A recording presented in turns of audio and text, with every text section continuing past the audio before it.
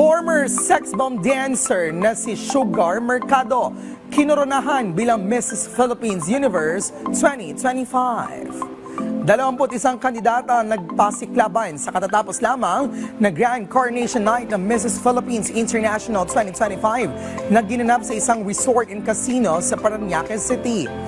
Na-showcase sa presteryosong event na ito ang kanilang advocacy and intelligence, kagandahan at ang role ng Filipino women pagdating sa paghubog ng kanilang pamilya, komunidad at bansa.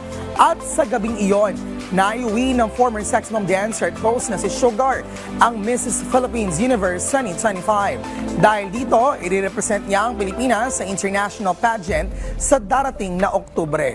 Itinanghal rin bilang Mrs. Philippines International 2025 si Cherry May Ocampo.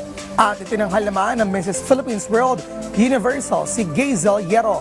Habang itinanghal naman bilang Mrs. Philippines International Global sina Dr. Evangeline May Castillo-Rebea at Sandra Oranza.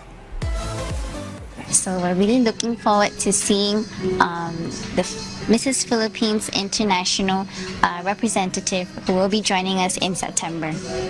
Try your best and do all your best, and let's celebrate our strength and beauty of women everywhere.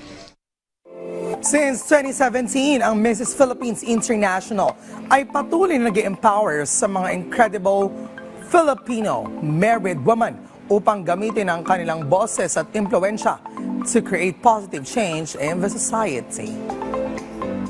You know what? We have a song ng Mrs. Philippines International, and one of the lyrics ng song namin is, I am Mrs., not just a Mrs., but Mrs. Philippines International.